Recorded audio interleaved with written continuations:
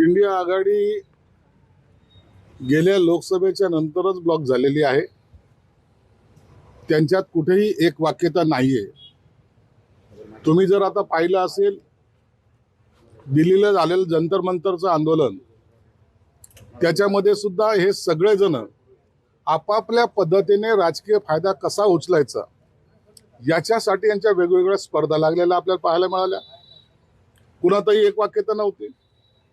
खऱ्या अर्थानं विद्यार्थ्यांसाठी केलेल्या आंदोलनाचं श्रेय घेण्याची सुद्धा चढाओढ या लोकांमध्ये लागली होती. म्हणून इंडिया आघाडी ही ना राहिलेली आहे आणि ना भविष्यात ती राहणार आहे. पण आता उद्धव ठाकरेंनी मान्य केलंय ते असं दिसतंय. नाही, उद्धव ठाकरेंना मान्य करावंच लागेल ना. काय करणार आहे? शरद पवार साहेब सांगतात की माझ्या सल्ल्यामुळे या आंदोलनाचं दिशा बदलली. राहुल गांधी काहीतरी आपलं टी शर्ट घालून काहीतरी आंदोलन असेल त्याच्यामुळे दिशा बदलली. हे गेले होते, यांनी काहीतरी दिशा बदलली. नेमकी दिशा कुणामुळे बदलली हे सुद्धा सांगायला सुद्धा आता भविष्य वक्ता आणावं लागेल, पाहावं लागेल. या आंदोलनात उद्धव ठाकरेंचं एक असंही वक्तव्य आहे, सीजेपीचं आंदोलन म्हणजे हे सरकारसोबत आमचंही विरोधकांचंही मोठं अपयश आहे, हे आपण मान्य करायलाच हवं. ही वस्तुस्थिती आहे ना. पेपर फुटीचा प्रकार हा पहिल्यांदा घडलाय का? अनेकांच्या काळात घडलेला होता, अनेक वेळा घडला होता. खऱ्या अर्थानं त्या पेपर फुटी दरवर्षी व्हायच्या, दरवर्षी विद्यार्थी जीव द्यायचे, दरवर्षी काहीतरी पुन्हा परीक्षा पुढे ढकलल्या जायच्या. आणि मग याला ज्याला कॉन्क्रीट आंदोलन ज्याला म्हणतात ते यावेळेला तुम्हाला पाहायला मिळालं. इतक्या मोठं आंदोलन झाल्यानंतर आज जो एक मोठा निर्णय जो झाला ना की जो हा पेपर फुटीमध्ये सामील असेल त्याला 10 कोटीचं दंडन, 10 वर्षाची शिक्षा आणि तातडीने आता बिहारमधून काही लोकांना अटकही केलेली.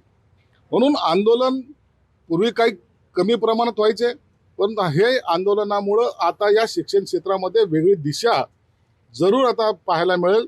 आणि कोणतंही सरकार असलं तरी आता विद्यार्थ्याच्या जीवाशी किंवा त्यांच्या जीविताशी या अशा माध्यमातून खेळणार नाही, हे मात्र निश्चित झालेलं आहे. हुकुमशाही केली तर तरुण चिरडून टाकते. हुकुमशाही केल्यानंतर तरुण तर चिरडतो, त्याच्यामुळे सत्ता सुद्धा जाते. हा काही लोकांचा आता मागचा अनुभव त्याला आता काम आलेला आहे. खंत त्यांनी व्यक्त केली, त्यांना पाठिंबा दिला, त्यांनी पाठीत वार केले, राम मंदिराची दानपेटी लुटली. आता हे सरकार पूर्णपणे अपयशी ठरलं. आज खऱ्या अर्थानं त्यांनी कशासाठी हे सर्वजण एकत्रित आले होते हे पहिले त्यांनी ठरवून घेतलं पाहिजे होतं. काही लोक असं म्हणतात की ते आंदोलन सक्सेस झालं त्याच्यामुळे आम्ही जल्लोष करायला एकत्रित आलो. तर हे बाकीचं राजकारण त्याच्यामध्ये का घुसडत आहे? परंतु कोणत्याही माध्यमातून का होईना आपली बाजू कशी लावून धरायची हा या सगळ्या राजकीय पक्षांचा खेळ चालू आहे. या खेळाला लोकांना त्या खेळाशी काही देणं घेणं नाही.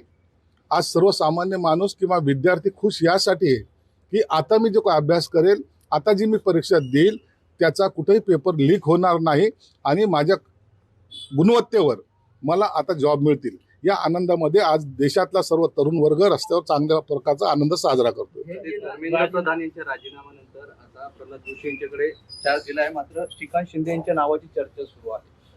नाही, त्याच्याबद्दल त्या राजकारणाबद्दल मला काही माहिती नाही. पुढे काय होईल, काय बदल होतील याबद्दलची माहिती आमच्याकडे नाही. उद्धव ठाकरे, राज ठाकरे यांचं आंदोलन म्हणजे बेगाने छाती में अब्दुल्ला दिवाना अशी प्रतिक्रिया गुणरत्न सदावर्ते म्हणतात. गुणरत्न सदावर्ते आता हा विषय दुसरीकडे टर्न करू देऊ नका. विद्यार्थ्यांना जो आनंद मिळालाय त्या आनंद त्यांना साजरा करू द्या. आणि आता त्यांच्यासाठी भलतंही आपलं राजकारण त्यात घुसडण्याचा काही लोक प्रयत्न करतात, त्याबद्दल मी कोणतेही भाष्य करणार नाही. इंडिया आघाडी ब्रेक झाली, आता शरद पवार एनडीए मध्ये मार्ग मोकळा आहे. एनडीए मध्ये जाईल की नाही जाईल याबद्दल सांगता येत नाही. परंतु शरद पवार हे त्यांच्या भूमिका नेहमी बदलत आलेल्या आहेत. मागचा अनुभव पाहता ते जास्त काळ एनडीए आघाडीमध्ये राहणार नाही. युवा शक्तीपेक्षा देशात भुवा शक्ती बोकाळली आहे. आता ही भुवा शक्ती आपल्याला सगळ्यांना मिळून रोखावी लागेल. तुम्हाला सगळ्यांना आता त्यांनी ते भाकीत केलंय, त्यांना ते दिसलंय, त्यांनी त्याचा काय बोध घ्यायचा तो घ्यावा. परंतु आता खऱ्या अर्थानं भारतातील प्रत्येक नागरिक हा जागरूकपणे आणि संयमाने आपली मतं मांडायला मोकळा झालेला आहे. त्याला ती दिशा मिळाली आहे. झेंजीनं सरकारच्या झिंजा उपटल्यात असं राज ठाकरे म्हणतात. राज ठाकरे येते तर असे बोलणारच ना. राज ठाकरे बद्दलचं वक्तव्य एक वेगळं असतं, त्यांना बाळासाहेबांचा असलेला त्यांच्यावरचा प्रभाव, त्यातून हे वक्तव्य निघतात आणि त्याला कोणी विरोध करण्याचं काही कारण नाही.